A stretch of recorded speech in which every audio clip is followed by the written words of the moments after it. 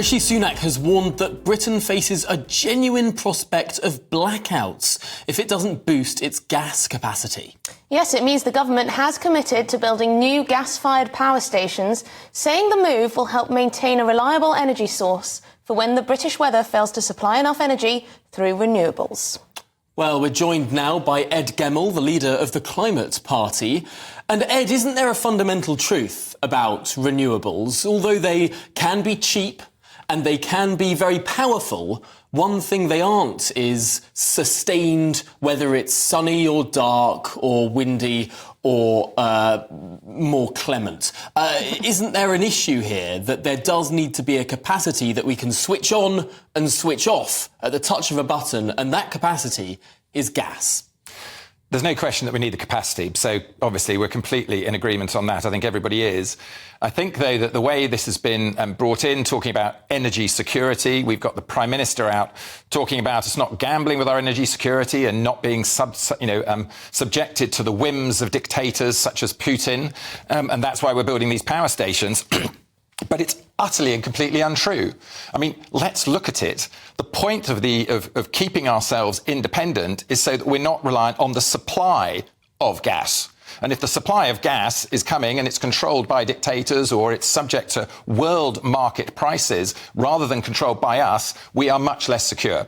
But I guess, Ed, that's why some people, particularly in the Conservative Party, were very much for fracking. But of course, that did not come to pass. That would have given us more energy security, surely. I mean, I'm not going to be here saying I think that fracking's a good idea, but actually getting capacity definitely is. So we've got a whole load of things that have happened over the last 15 years. For instance, the ban on onshore wind, allowing it to be stopped literally by one voice in the local community. And then we haven't invested in tide, in wave, in hydro, and all of those other things that could have been actually helping us to balance it out. And after all, Britain is surrounded by sea.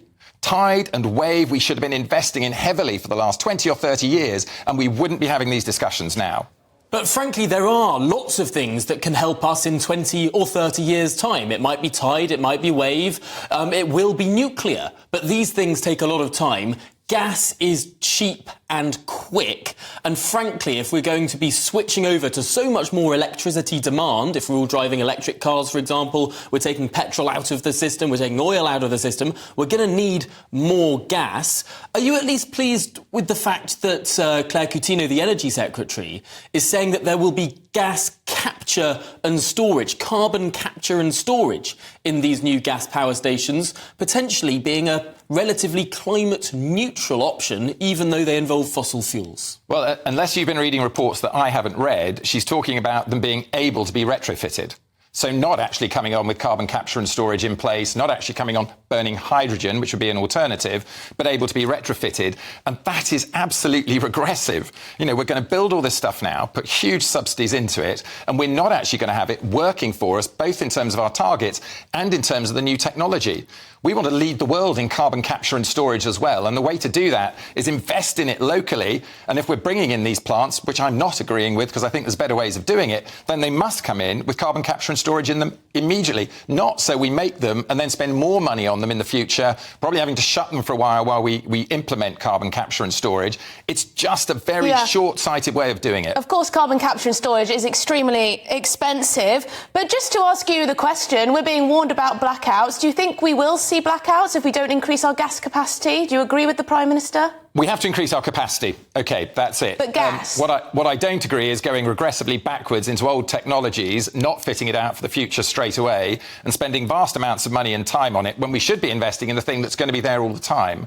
And let's just 1 second on the energy security. Those waves, that tide, that solar, that wind cannot be interrupted by Putin. You know, so we get energy security by having that. So you don't think we can reach net zero and increase our gas capacity? I don't think we should be doing it. It's reversing what we should be doing. Look, this is all part of a much wider picture as well, which is the enormous opportunity industrially on this planet. We can see where everybody's going towards net zero. They are going to get there. And in order to get towards that, we need industries that are going to supply it.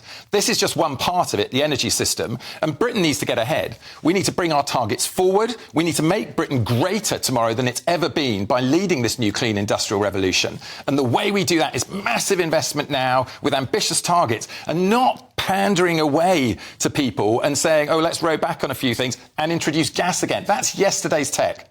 We want to lead tomorrow. We want money for people here. We want money in our pockets. We need to go forwards in this new industrial revolution and lead it, not row backwards. It's a risk, though, isn't it, with tidal power, very novel, not done a lot of places around the world. At least wind is very tested.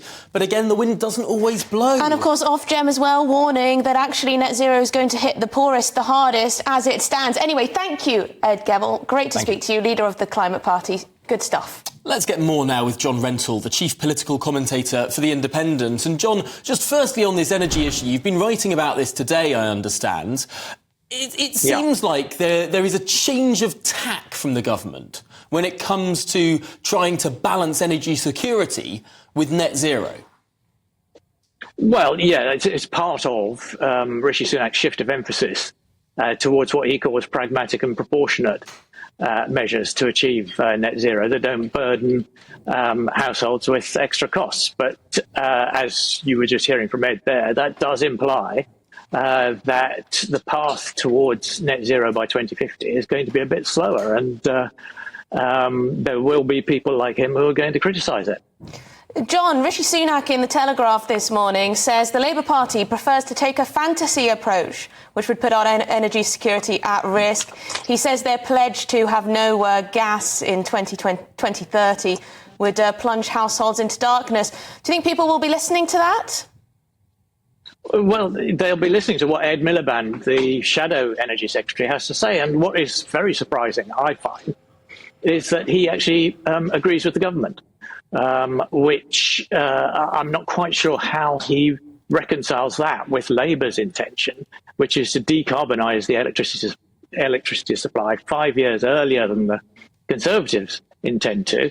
He wants to do it by 2030, which is going to be within 5 years of a Labour government. So how a Labour government is going to be building more gas power stations and achieving net zero electricity by 2030, I find hard to reconcile.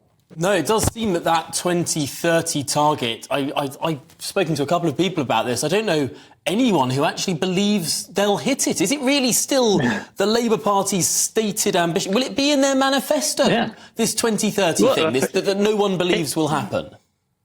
Apparently. I mean, when they retreated on their green investment plan, the 28 billion a year, they said that the 2030 target still stands for decarbonising the entire electricity sector. And as you say, very few people think that can actually be achieved. And certainly the idea that it can be achieved without hitting customers in the pocket is for the birds. So I think Labour's got quite a lot of explaining to do. I mean, whatever you think of the government's position, it does at least seem to add up. Well, that is fascinating. Within one parliamentary term, completely decarbonising the entire grid, but also massively expanding the grid. I mean, it's very difficult for Keir Starmer, isn't it? Because he's got activists within the party who very much side with Just Stop Oil. Then he's got the trade unions who don't want to lose jobs in the fossil fuel industry. So it's quite difficult for him to manage, I imagine. Can I ask you, John, also about what's on the in the headlines as well regarding Diane Abbott and those racist remarks from a Tory donor towards her that have surfaced? She said this morning on the television that she was hoping that she'd receive public support from Keir Starmer. A couple of hours later, if that, Keir Starmer comes saying the remarks are abhorrent and that she has his support. Yeah. I mean, she's not a Labour MP, but she is, as she points out, still a member of the Labour Party. But I mean, what Frank Hester said was absolutely unacceptable, and I think trying to turn that into a problem for Keir Starmer is not really realistic. I mean, it is a problem for the Prime Minister because it's an awful lot of money that the Conservative Party is going to have to hand back.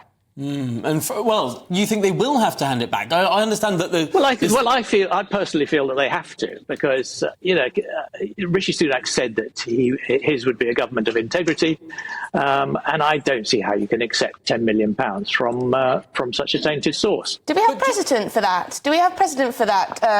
The Conservative Party giving back money when comments have emerged? Well, I think certainly I can't remember details, but I think both parties have actually given back money when it has turned out to be inadmissible in some way, or that that the donor has broken the law. I mean, this is possibly a more difficult case. But frankly, John, this is money that has been given in the past. These were comments that were made years ago. A lot of this money will have already been spent. They might not be able to give back this money.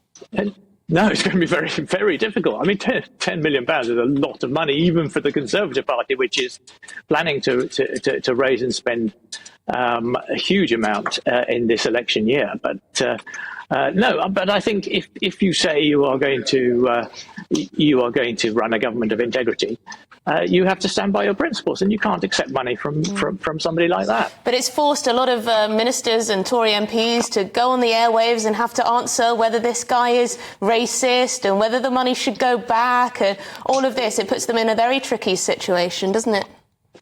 It really does. I mean, it's not helping, and to have ministers go on the television to explain why something that is plainly racist is not racist.